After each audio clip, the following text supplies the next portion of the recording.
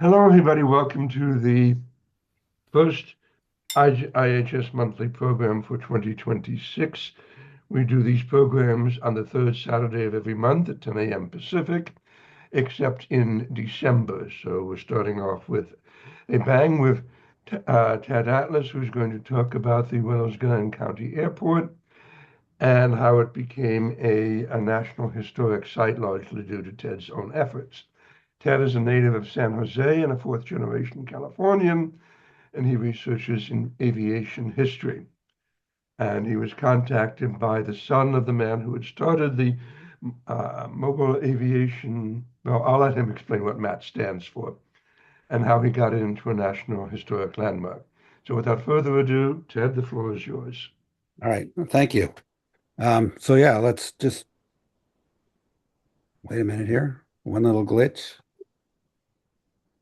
of course. Right. So we'll start here. For some reason, my notes aren't showing up, but I'll just read them from my other device. So we'll start with a history of the Willows. So if you don't know, Willows is a town. It's a county seat of Glenn County. It's about 80 miles north of Sacramento and about 10 miles west of the Sacramento River. So our story begins really with these two different men. Floyd Nolta was born in 1900 in Oregon. His dad was a lumberman. They moved to Willows by 1917. They were living in Willows. Floyd was an auto mechanic. He then joined the Army during World War I, and he was sent down to Rockwell Field in Coronado. It's now part of the North Island Naval Air Station. He was made a aircraft mechanic, and while he was there, he met a young pilot who was assigned there as an instructor pilot by the name of Jimmy Doolittle, and they became lifelong friends. Jimmy used to come up to Willows for years and go duck hunting with Floyd. We'll come and significance of that. We'll come back to that in a little bit.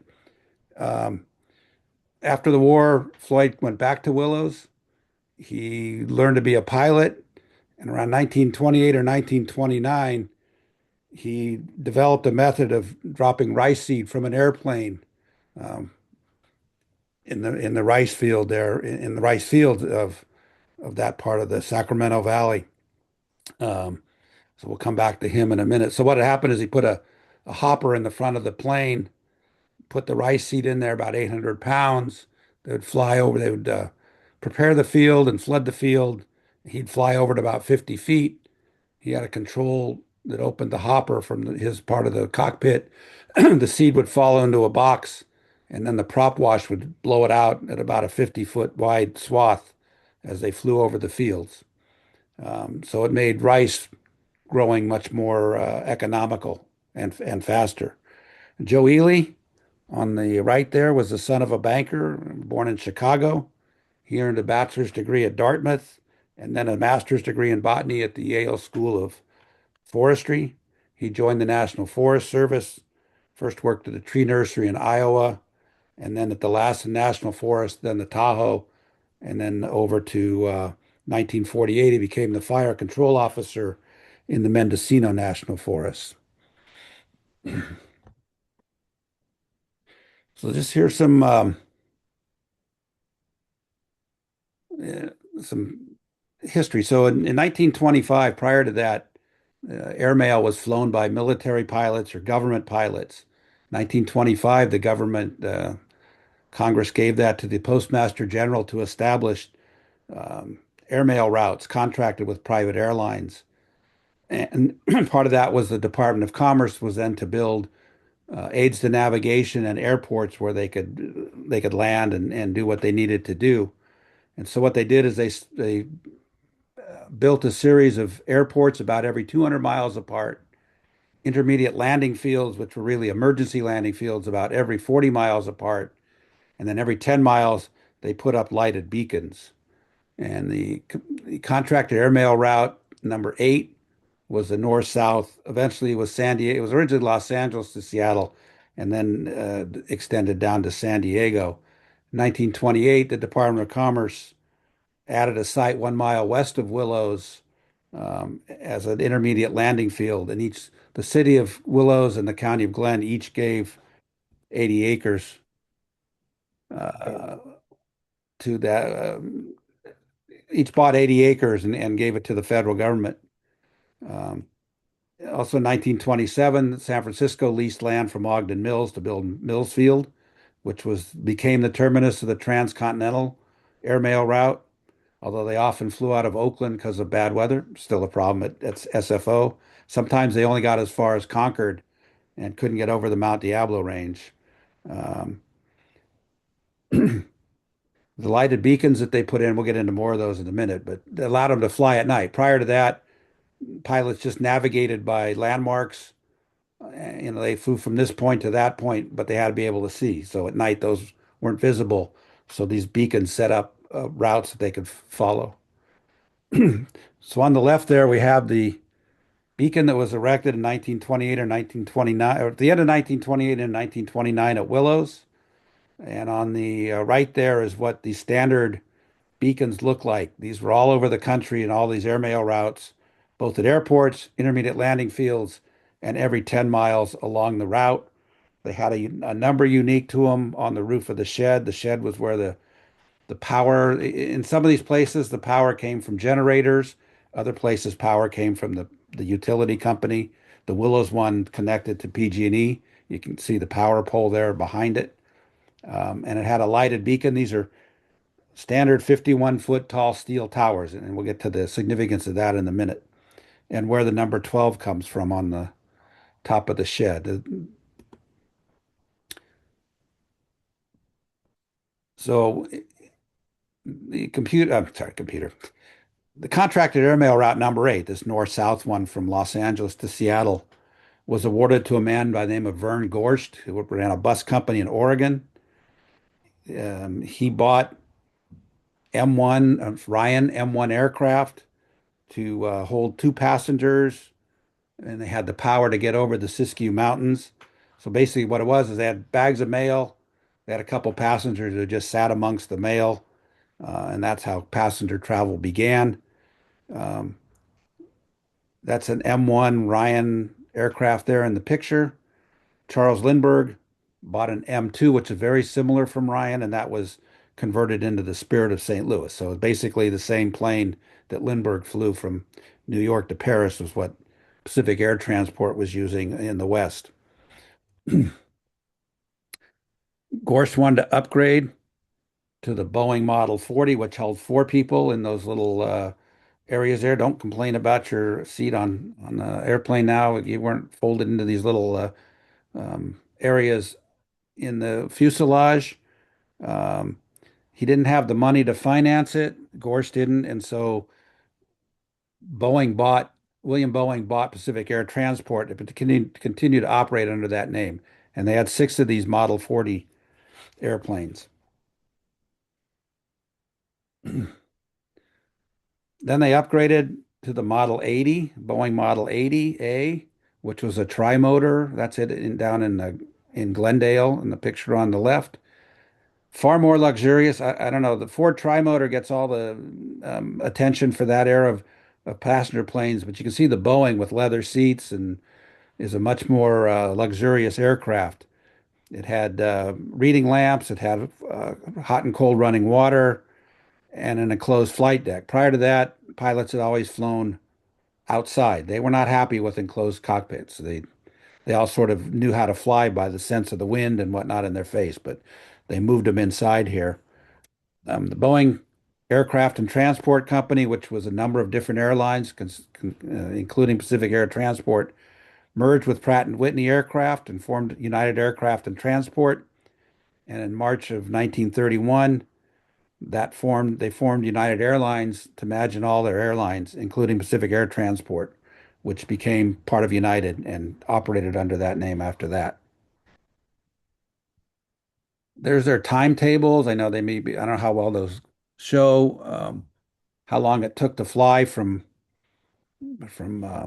up the coast, but you can see there's this very rapid transition in passenger from sitting in that little Ryan among the mail bags to comfortable seats. And they also pushed this lighted air beacon system as being safe. So although planes never landed at Willows, it was never a commercial airport. that beacon there was part of this system that made air passenger air travel safer and acceptable to people. You can see it's $200 to fly from Chicago to San Francisco in 1928. Which is be about $3,800 now.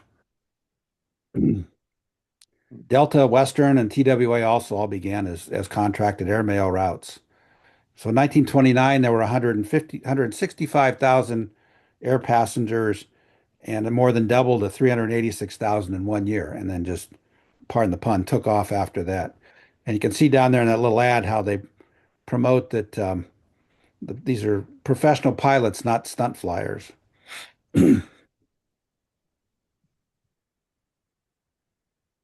So the little Willows Airport, which was really a grass field with lighting, had problems with flooding. It's low-lying land. That's one reason why rice grows there. It's nice and flat, and the water doesn't drain well. Doesn't always make for good airports. But eventually, the local people in Willows and Glenn County did fundraisers and ended up buying the airport from the Department of Commerce. Back when it was still under the Department of Commerce, though the government appointed Floyd Nolta as the manager of the airport, and he managed it through the 1930s quite successfully. They had air shows and They had some of the biggest air shows in Northern California at the Willows Airport in the 30s. He also operated his Willows flying service with his brother Dale, and later also his brother Vance joined them. They did ag flying, they did chartering. Floyd was an instructor. He taught a lot of people in that area how to fly. Um, in 1934, in one of the Roosevelt's Depression agencies, the Civil Works Administration gave them money to build a hangar there. They were among 250 airports that got funds. What was the Civil Works Administration later became the Public Works Administration. None of the things built in the Depression, none of those hangars are still there. They added 125 acres to the airport, and a runway in 1940 was paved, or at least was gravel. And then in a second airport, and the second runway was put in by the military in 1941.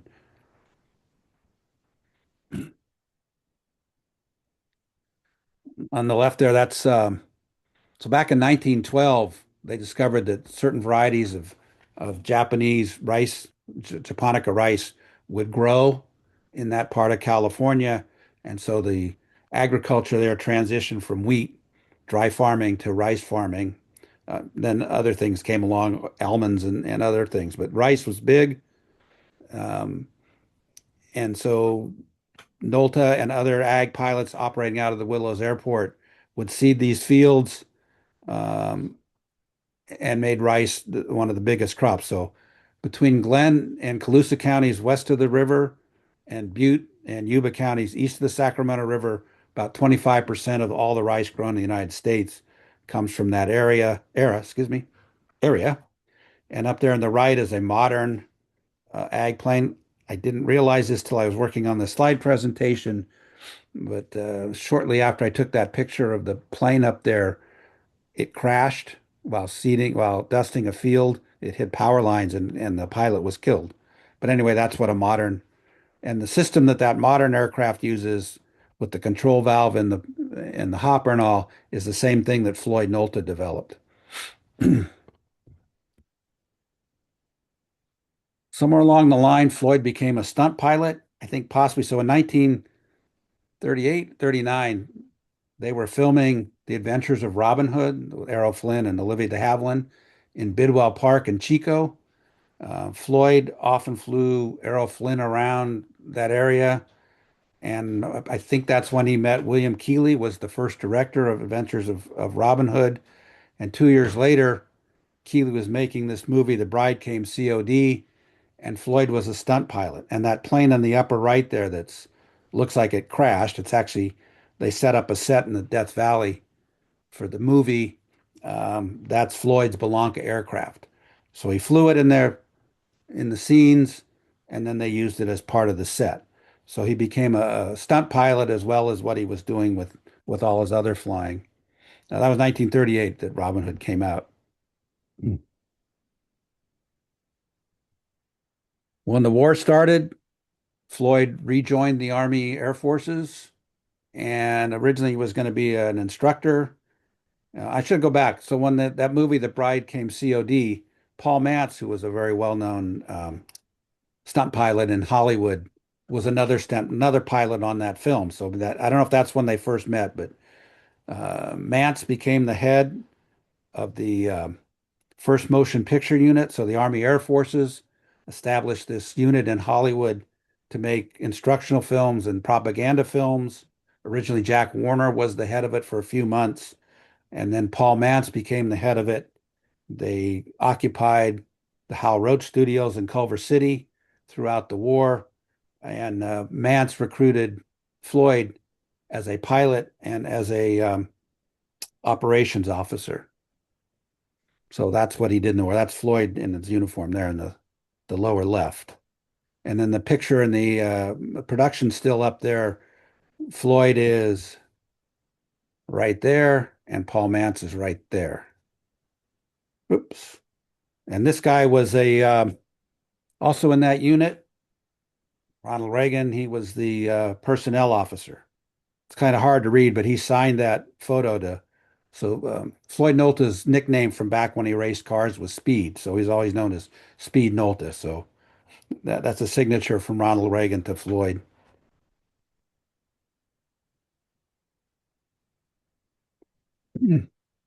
So in 1942, shortly after um, the attack on Pearl Harbor, President Roosevelt went to the military and said he wanted to find a way to attack Japan. So the idea came up to fly Army bombers off of an aircraft carrier. They tried that in the Atlantic briefly, and the plan was put together. Hap Arnold, who was the Hap Arnold was the head of the Army Air Forces, assigned that to lead that, not to lead the raid itself, but to organize it to Jimmy Doolittle, who had re-entered the Army a year or two earlier. He had been a very accomplished pilot between World War I and World War II. And they chose the B-25 Mitchell that made by North American Aviation down in Inglewood, California, as the plane that would, it was a medium-sized bomber. It was fairly new that could be flown off an aircraft carrier. So they took a squadron that was based in Pendleton, Oregon. They were the 17th Bomber Squadron, Bomber Group, excuse me. They were the first ones who learned to fly the B-25. They sent them to Eglin Field in Florida to learn how to take off in 450 feet or less. And they assigned a Navy pilot by the name of Lieutenant Henry Miller as the instructor pilot. And so they trained for about 3 weeks in the Florida Panhandle. And then in late March, they flew out to McClellan Field in Sacramento, which was a maintenance base, to do some more work on altering the planes for the range they needed. Um, and in that last week that they came out here, Doolittle he convinced Arnold to let him lead the raid. He wasn't supposed to go on it, but he did convince the General Arnold to let him lead the raid. So that he did. So they flew out here to Sacramento. And then on March 30th, at least two of the crews, Lieutenant Gray and Lieutenant Lawson, and Lieutenant Miller from the Navy, came up to Willows. They closed off the airport, they closed off access to it, and they did some final practice short takeoffs as their last training or last practice session. On the left there are handwritten notes Lieutenant Miller took. You can see down at the bottom there, he mentions who he trained on the 30th and 31st of March before going to Alameda Naval Air Station, where the USS Hornet awaited them. The planes were lifted onto the aircraft carrier. Um, anyway, so and then on the 31st, Jimmy Doolittle trained up there, as did two other the pilots. So five of the crews for sure. Could have been more. I'm only taking what the notes that Lieutenant Miller had. Um,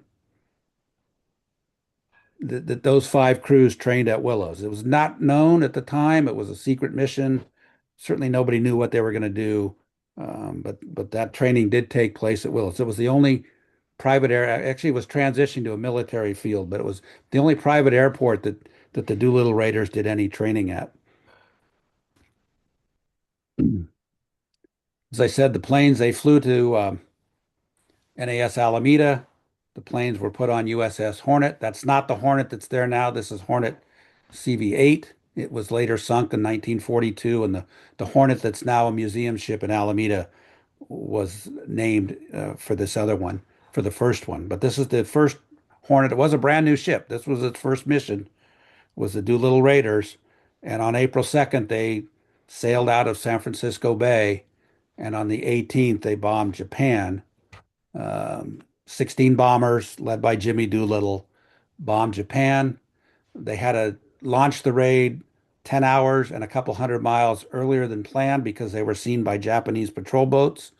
And so the plan was to fly from the ship, drop their bombs, continue to eastern China, land at a field, refuel, and then fly farther west in China because eastern China was under control by the Japanese army. Because they had to leave 200 miles farther away, they ran out of fuel just as they arrived in China.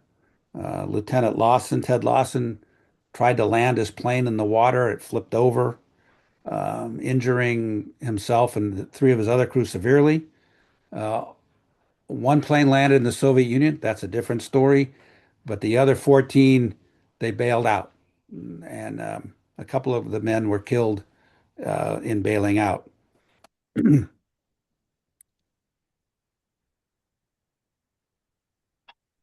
In 1944, MGM, so Ted Lawson lost part of his leg when he was had to be removed from the crash.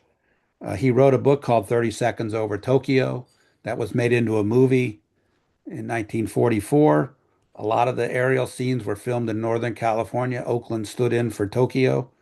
And in one scene, so Ted Lawson, when he flew from Willows back to down to NAS Alameda, flew under the Bay Bridge, as did at least one other pilot, maybe more.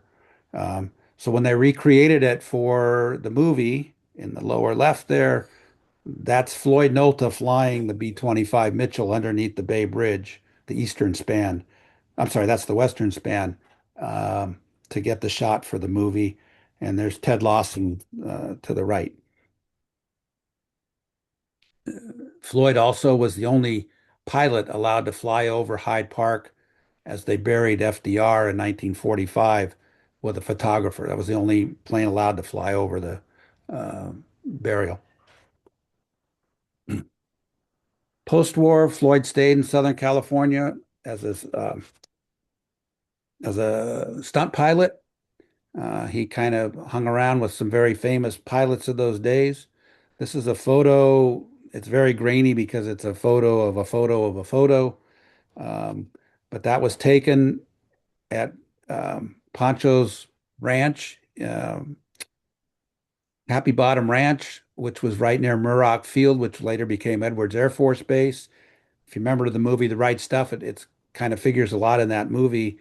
All the test pilots used to hang out there. It was a dude ranch and a bar and a restaurant and horseback riding. So this photo there was taken after Chuck Yeager broke the sound barrier. They gave him an award, a trophy, and this photo was taken. So there's Floyd in there, Paul Poncho Barnes. She was the first woman stunt pilot in Hollywood.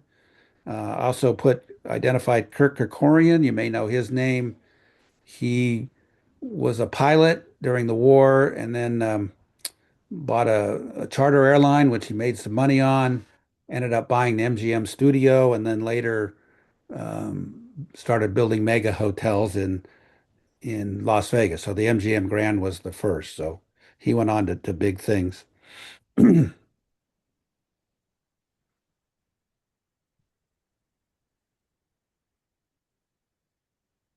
So some years later, in the early 50s, Floyd came back up to Willows, hooked back up with his brothers in the flying service. By then, they had moved their operation to their own airport about 4 miles north of town.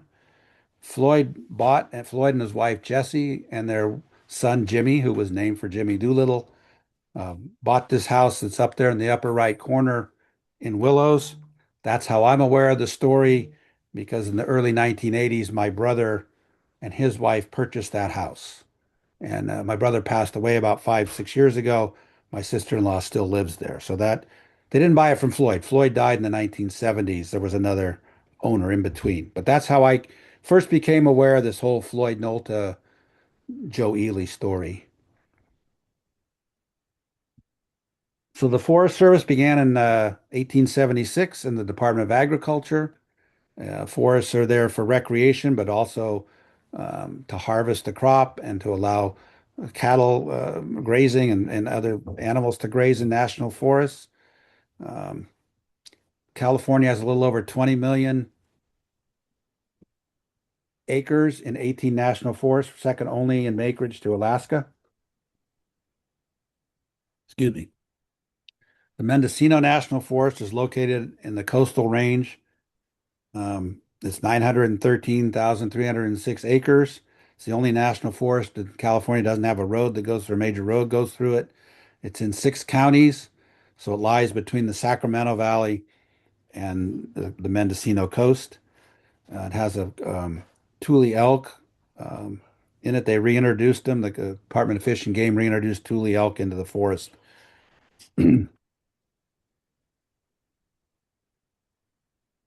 It's kind of a mixture in different. There's chaparral, there's pine, fir forest. Some of it's above the tree line. There's oak woodlands. There's savanna. Um, about 60,000 acres of old growth wood. The Douglas fir, ponderosa pine, white fir, madrone. They log it, and there's also grazing in the national forest. On July 9th, 1953, 24 men, they were fighting the rattlesnake fire in the Mendocino, about 28 miles northwest of Willows in the Alder Springs area. At 10 o'clock in the evening, the men went down the canyon to put out a spot fire, which they did. Thinking it was out, they sat down to eat and give thanks. The wind suddenly changed and started blowing the fire towards them and down the hill. Some ran up, and 9 of the men were able to use a rope to get out of the canyon. Other ones ran down the slope, and the fire was moving at 15 miles an hour, overtook them and killed them. Many of the bodies were found in trenches where they tried to dig into the rocky ground. One of the dead men was a forest ranger. The other 14 men were mostly in their 20s. They were from a missionary. They were missionaries from a mission, the New Tribes Mission, which had a place in the national forest. Um, they left 22 children. Those men was the worst loss of firefighters in Forest Service history until 2013 in the Arnell Fire in Arizona. You can kind of see the memorial there on the right is what it looked like one day, and on the upper right, and the lower one was August 21st, 2020, when a fire went through the same place, burned it. Now it became part of the August Complex fire, which is the largest fire in California. If you remember that very major fire in 2020. So putting water on fires was always kind of the holy grail, and ever since airplanes were invented, but nobody was ever able to really come up with a way to do it. They dropped beer kegs, cans, bombs, scooping water, but nobody ever effectively figured out a way to do it. Unfortunately, there was a theoretical study by UC Berkeley in the 1930s that said the water would just disperse too much from the slipstream and be ineffective, and everybody kind of stopped looking for ways to do it until post-war. Post-war, they had a lot of surplus aircraft, a lot of pilots. Other people came up with other ideas of how to try to drop water. Still, nobody did anything official. Nobody really ever established a good way of dropping the water and then went on to set up any kind of squad to do that um, until Joe Ely.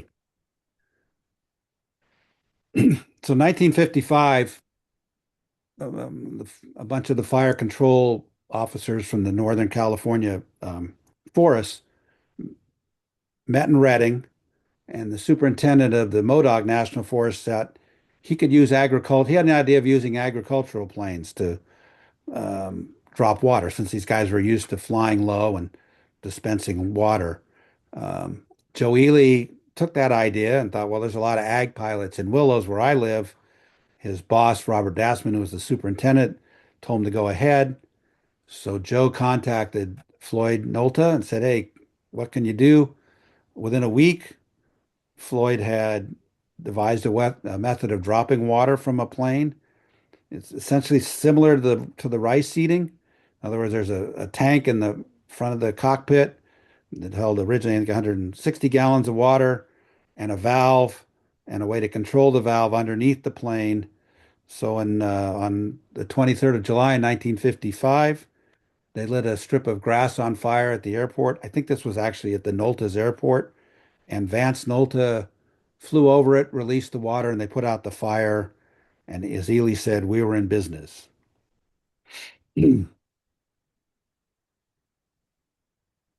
In 1955, Joseph Ely, fire control officer at Northern California's Mendocino National Forest, had an idea.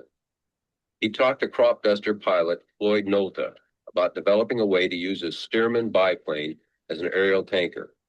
A week later, the innovative Nolta cut a hole in the bottom of his plane and fitted a release gate operated by a pull rope.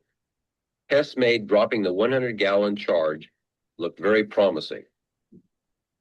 On August 13th, Floyd's brother Vance had an opportunity to try out their contraption on a real blaze. A hunter's fire had escaped in the Mendocino forest and was burning about 500 acres of timber and brush. Vance shuttled his little biplane back and forth between Willows Airport and the fire's edge to drop his load on the hottest spot. The results were hardly spectacular. They did assist the ground crews in holding the fire line. It qualified the air tanker as a valuable addition to the firefighting team. I apologize for the time code in there. I didn't want to spend the $200 to buy the rights to that film.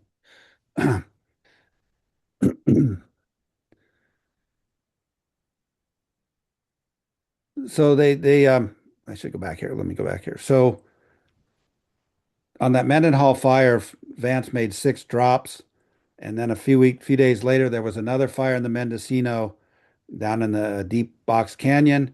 He made 420-gallon drops of water, cooling a corner of the fire. So they don't really expect the water is going to put out a fire. What it does is it makes an area safe for the guys on the ground to work. That's what these drops really are meant to do. Rarely are they going to, you just can't put enough water that's going to actually put out the fire itself. Um, at that one, they also used the remote field to refuel and to add and to reload the water, shortening its response time between refueling and getting back on the fire. Um, and then the Noltas helped them out on some fires in 1955. And then in October of 55, Joe Ely did some tests to measure the efficiency of dropping water at various speeds and altitudes, both into the wind and in crosswinds. He set tuna cans out on the runway. That's the Willows Airport. And the person out there kneeling down was his then 13-year-old daughter, Brenda. I did communicate with her and her brother, Frank. Um, if she remembers that the family ate a whole lot of tuna to come up with these hundreds of tuna cans, she didn't remember that. They did have 5 kids, so maybe so. But so Joe Ely used the scientific method there to measure how effective these water drops were. And then in October 1955, Joe published a report in a Forest Service journal about what they'd done that summer and what he'd found.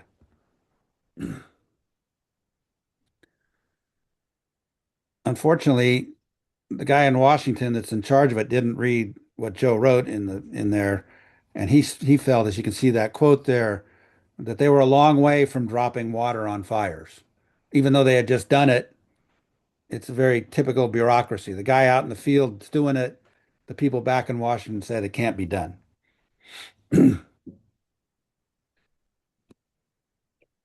After these first operational drops, Ely organized a 7-tanker squadron of Stearman and N3N agricultural airplanes for the 1956 fire season.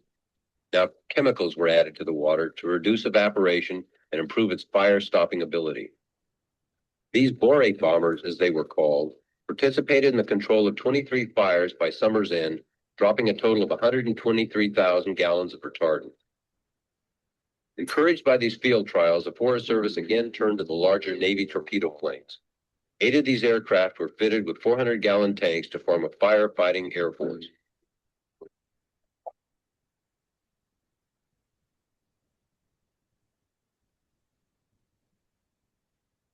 So those are the original pilots. They're all ag pilots in the Willows area.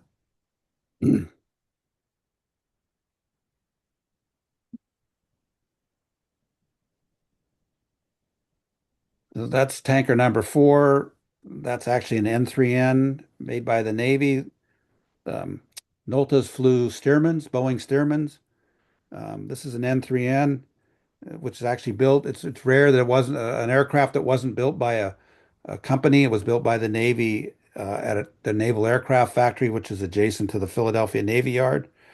It was better for what these guys were doing. It was more powerful and it held more water. Um, the plane itself weighs about 2,000 pounds, and then they would drop 1,200 pounds of water, which would then cause the plane to sort of bounce up and help them get up over, ridges as they're dropping their water and flying towards a mountain. The plane would sort of rise in the air because of the change in weight and help them. So none of those original 8 guys ever had a crash. I'm sorry, one did, but it was a ground crash. Um, so that's loading up retardant in at Willows. That plane actually is still in existence. It belongs to a company down near Atlanta.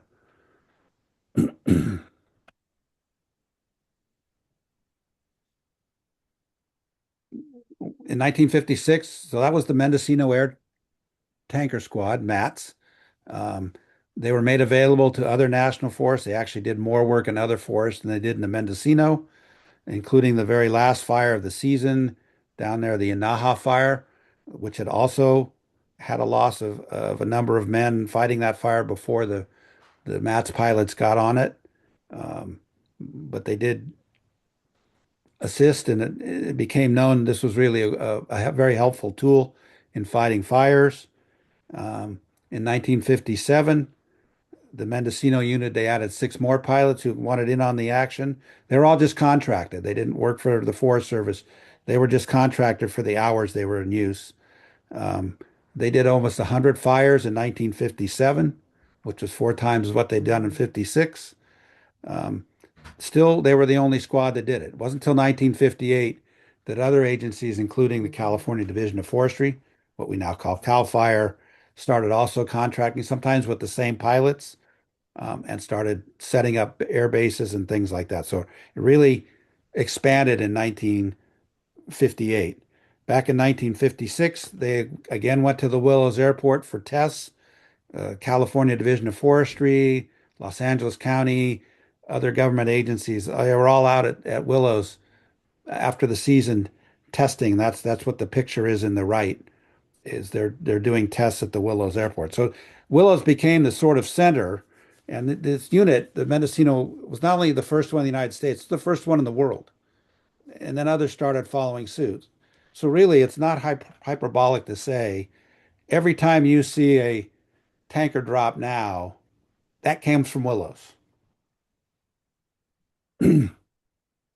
They did try the TBM Avenger, which was a 3-man torpedo bomber. This one's green because the government owned it. You may recognize that aircraft. That's what George Bush flew and was shot down off Chichijima in 1945. His 2 crewmen were killed. He was rescued. Um, they used those. They had some crashes with it, but they could carry more water, 400 gallons. So they got used quite a bit. And then they started using other surplus aircraft and bigger. So this kind of picture, this is a B-25 Mitchell at Willows, same aircraft type that the Doolittle Raiders flew. They used them for a short time as air tankers, but they had a number of crashes. So they stopped using the B-25. Um, so there's the N3N, 120 gallons. There's a C-130 Hercules. It belongs to Cal Fire. They've got 7 of those from the Coast Guard, dropping on on the Pacific Palisades fire a year ago. So like I said, what they started in Willows is what you now see all the time in fires. Um, so originally I'd written this as a Facebook article. I then heard from Frank Ely, Joe's son. Somebody had sent him the thing. We talked, and I ended up writing an article which appeared in Aviation History magazine there in 2022. I got a lot of help. Bob Fish is the historian on USS Hornet Museum in Alameda. They've sort of taken this story on because of the Doolittle connection, and also Bob was very helpful, as Gary Hendrickson, his father was one of the original pilots, was helpful. And Lila Prentice, who lives in Chico, her husband Frank, who passed away just before I started doing this, was one of the original pilots. Um, so it was from this article I thought, well, maybe the Willows Airport should be a national or a state historic spot that then became a national historic application process. So the National Historic Preservation Act was signed into law in October 1966. It's overseen by the National Park Service as an official list of districts, sites, buildings, structures, and other areas worthy of preservation. They're designated historic properties and are eligible for listing on the National Register. Um, that does not automatically preserve them or prevent damage. The federal government, the federal law does nothing to preserve it. So there are local preservations laws that may apply in places like that, but just because you're on that register doesn't mean that it can't be torn down, changed, whatever. Um, in the United, the act also established a state historic preservation officer in each state. This one in California operates under the State Parks Department, and then there's a historic commission of 7 commissioners appointed by the governor, who are architects and historians and archaeologists, and they meet quarterly and they decide which sites and all get referred back to the National Park Service for inclusion. So it's a very extensive application. I'm not sure, knowing what I do now, if I'd have done it anyway, but it was a great challenge.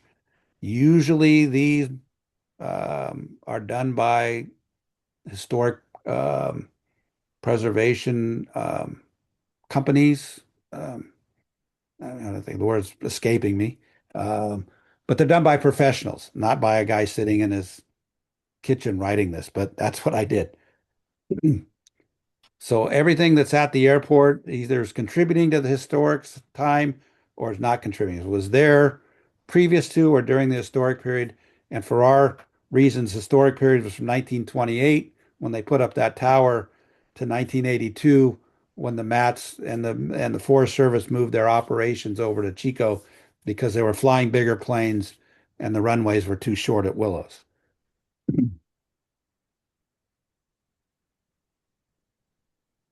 So each area of significance you have to highlight and explain why is it significant. They do allow a very extensive history now to be included. The earlier applications from 20 years ago have very short histories. They allow much more now. And so I was able to really tell a very long history of the airport, even longer than what I'm giving you here. There's a website called Arrows Across America where they list all of these places where these towers were. Like I said, there was an airport every 200 miles. There was an ILF, an intermediate landing field, every 40 miles, like Willows. And then every 10 miles in between was just a tower and a shed and an arrow. And that were these lighted beacons with a numbering system and a code system that the pilots could follow. There's the entry for the Willows one. Um, so the '08 is for the contract airmail route 8. Willows is the 12th light north of San Francisco. So that's what the 12 comes from. It's back on the shed there. San Francisco to Seattle, Willows, and then it's Department of Commerce intermediate landing field. There it is in the chart where the black arrow is, and you can see here's number 11 down at Delavan, and then 10 miles north is number 13, and then 14 is the Corning Airport, which is just off the chart.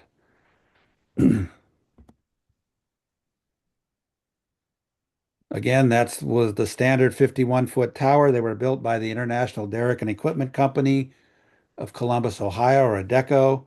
We'll come back to that in a second here. There's an arrow that's still in existence. That's the Acalanes, just above Walnut Creek. I kind of gave you a wider shot there.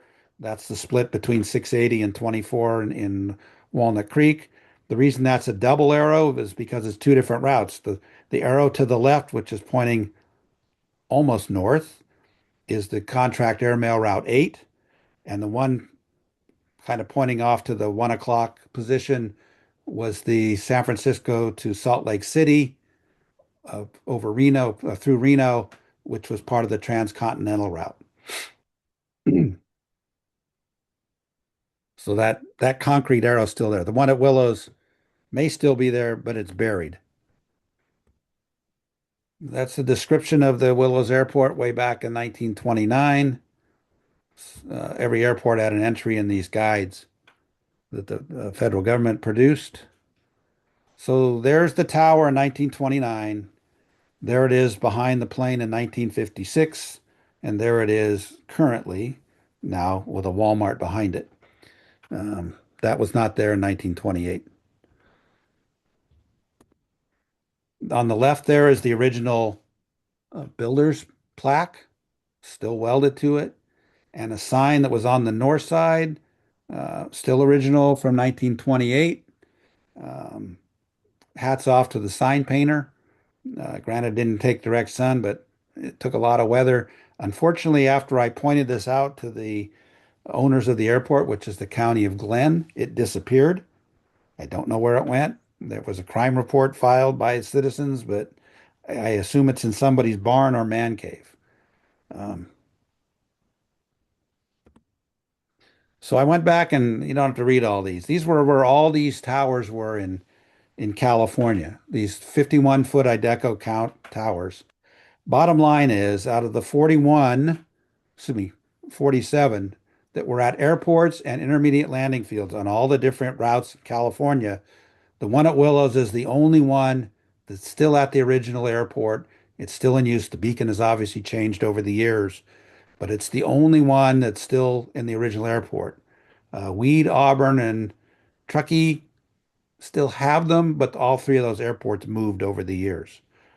So that's a very unique structure that's there. It's almost 100 years old. So when you do this application, you have to, like I said, note every structure. That's an aerial shot of the northern part of the airport.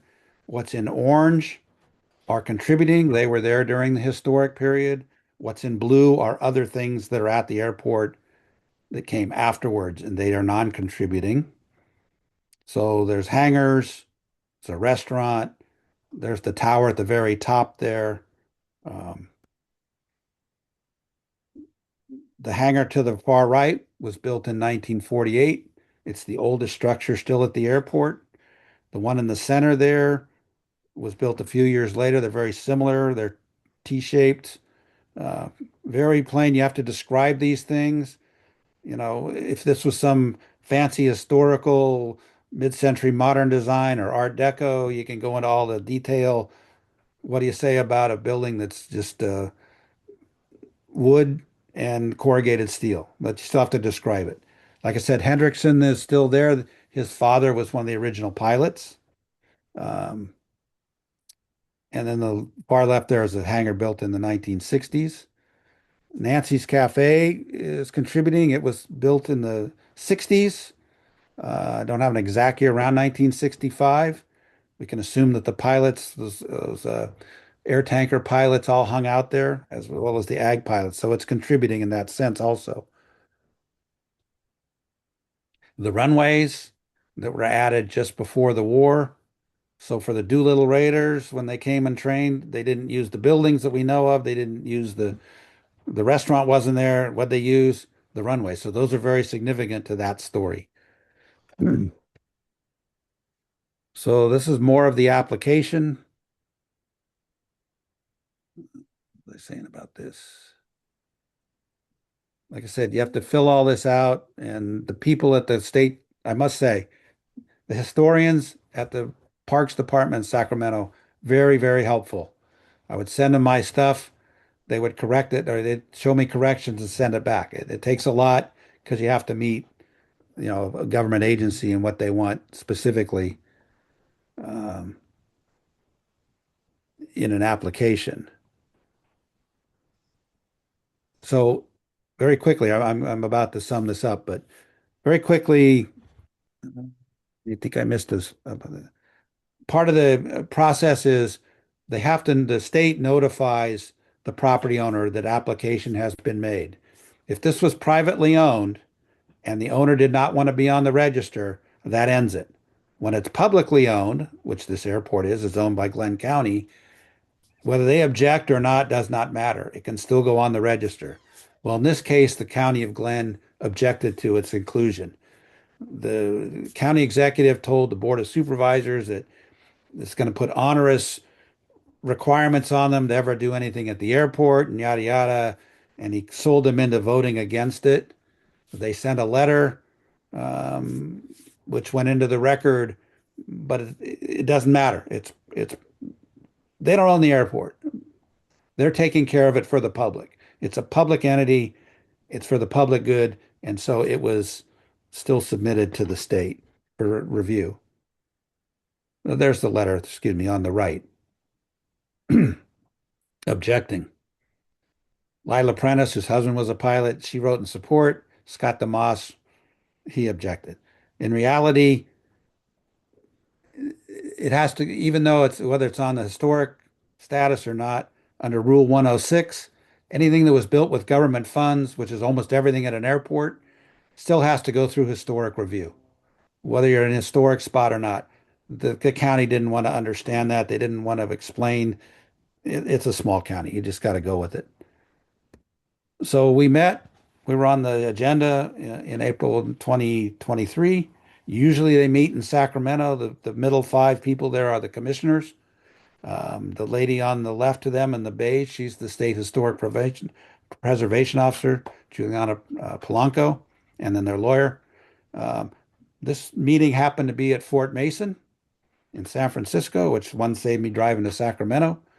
But more importantly, as I pointed out to them, the very first airmail flight in the night in 1920, on September 10th, 1920, flew from San Francisco to New York. They flew from this Marina Aviation Landing Field. It's now gone. It's part of the Marina Green area, and a lot of that water part's been filled in. But there, near Fort Mason, was where the very first flight took off. And as I also pointed out, had we been sitting in that Fort Mason office on April 2nd, 1942, and looked out at the bay, you would have seen the USS Hornet sailing out the Golden Gate with 16 B-25s lashed to the deck, headed to Japan, where they dropped their bombs 16 days later.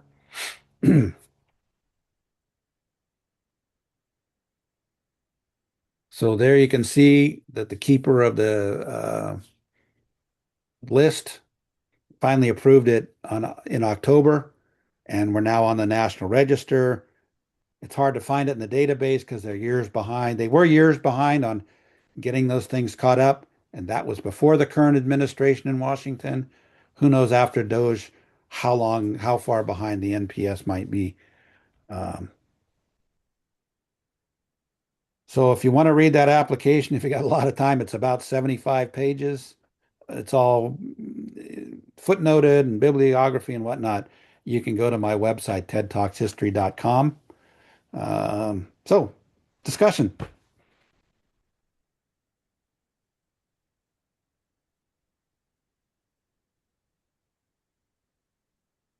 Anybody have anything to bring up? Questions?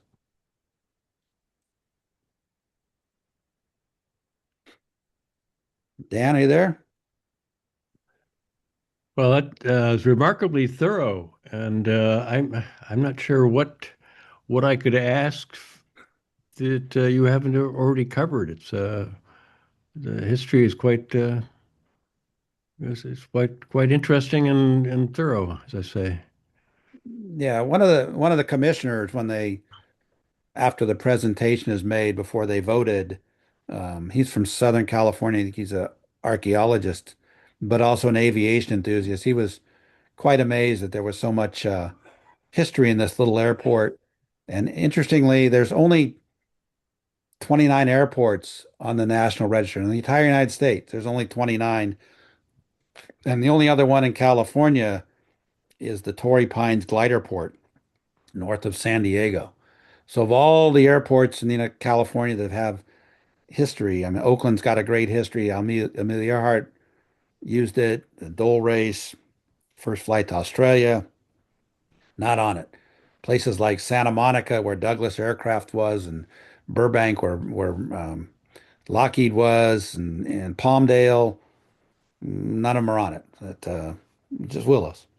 Oh well, congratulations on your assiduous work. I have a couple notes in chat. Dan's audio and video are not working, Okay. and also one of our other participants, Jolly Roger Kane, and says whoever that thanks, enjoyed the presentation. I don't have a speaker or camera on this computer, so it's going to limit the amount of feedback that you're going to be getting, I'm afraid.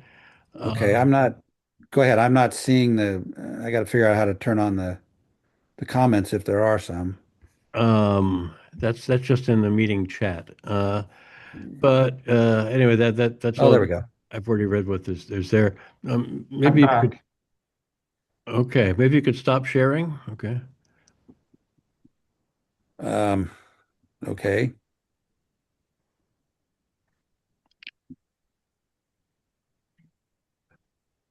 We also have a comment from Jolly Roger Kane saying, "I enjoyed the presentation.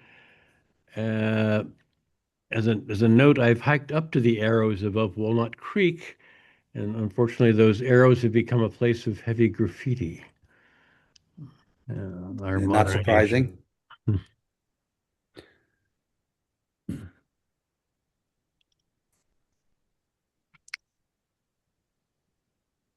Okay. Okay. Yeah, I don't see any other comments. Well, I thought that the history that can you hear me? Yes. Okay, good. My mic, I had to replug things. I thought that the early history of what you went through, the early history of aviation was really interesting in its own right. And I thought that in itself deserves some expansion. Yeah, I knew none of that when I started this. I mean, I knew the Floyd Nolta story. I kind of learned the Joe Ely part of it. But when I really started researching the airport and got into the whole contracted airmail routes and whatnot, um, I really didn't know very much of that. I know I've been in the Smithsonian Post Office Museum, which is next to Union Station in Washington. But it's been a number of years. It was long before I did this. It probably deserves another visit. Airmail is a big part of that story. Um, but yeah, I didn't know any of this on the contracted airmail routes and whatnot. And there actually was one, San Jose to Oakland was the shortest airmail route in the country. It didn't Hmm. really fit the Los Angeles one came up over the Central Valley and then over Tracy and in Livermore and then to the Bay Area that way. And so it bypassed San Jose. So they had one route that was just San Jose to Oakland. There's a picture of the plane, but I couldn't find it when I was putting this together. But yeah, none of that. I wasn't aware of any of that stuff. I guess that's what research is all about, to learn things you didn't know. No, that's what this program is all about. A monthly presentation thing. And Ted, I want to thank you for all of your successful efforts um, in applying for the historic status of the Willows-Glenn Airport. And I think that's very impressive as an individual that you did that. Could you say something about the transition in aerial tankers from water to retardant, and who might have come up with the idea of using retardant instead of water? Yeah, good question. I kind of left it out and I should have. So very early on, when they were starting this aerial tanker, the fire services were experimenting with retardants from trucks. Then when the planes became available, they very quickly transitioned to dropping retardant. And the first retardant that they used was sodium borate, which stuck to the plants and whatnot. But unfortunately, it also sterilized the forest, so things would not regrow. And so they stopped using sodium borate, but the name stuck. You'll still hear news people say the borate bombers, but they haven't dropped borate in 60 years. They switched to other compounds, other things, different materials. It's a very challenge because it's easy to load a tank with water. Now you got retardant, which is much thicker and more viscous. They're actually in the Willows area up in Orland, which is just 18 miles north. There was a guy that made agricultural machinery, and William Laley, and he started making mixing machines for the retardant. And Frank Ely, who was in high school, I think, when his dad started this, he remembers working out there in the summers loading retardant into planes. So yes, there was a pretty quick. So nowadays, what you have is, if it's a fixed wing plane, the C-130 that we saw, the 737s and whatever else they're using, um, they used P3s for a while. Those are usually going to drop retardant. So that's the pink, reddish stuff. They drop colored so they know where it is. They drop retardant. If they're dropping water, it's usually from a helicopter. So the helicopters drop water, the fixed wing planes drop retardant. The only exception to that is they have scooper planes. They're mostly from Canada. That in Canada, they fly along in these lakes and scoop up water and then go drop it and come back around. They don't use those too much in California because in most of our forested areas, the lakes are down in canyons. If it's a reservoir, like up in the Sierra, all the reservoirs like New Melones, we'll say, or something, they're too steep. They can't do that. They can do it at Shasta. They can do it at Lake Tahoe, but most of the lakes are now down in the fires a year ago in Southern California. They had chartered two of those scooper planes from Ontario, and they were using seawater.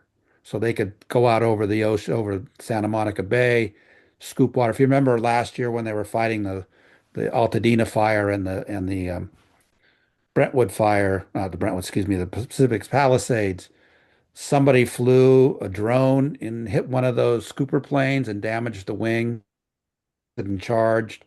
Those were from Canada. So they dropped, so in other words, those are fixed wing planes dropping water. You don't,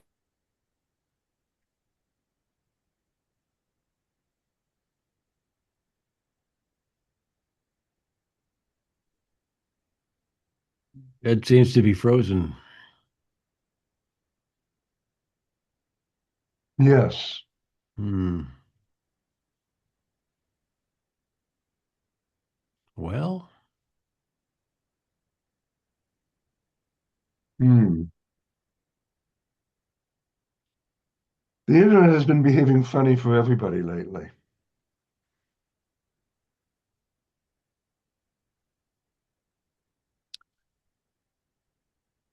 well, maybe it's time to wrap it up, Dan. What do you think? Okay. I think we lost our speaker. So I will thank him in absentia for a rather interesting presentation there. Next month, I will be presenting on what I think are the causes of World War I. And on March 21st, David Mustardi will be presenting on a Western publisher, Paul Elder and Company. So those are the two next presentations coming up. Thank you, everyone. Stop recording now and have a good morning. It's a gorgeous day out there.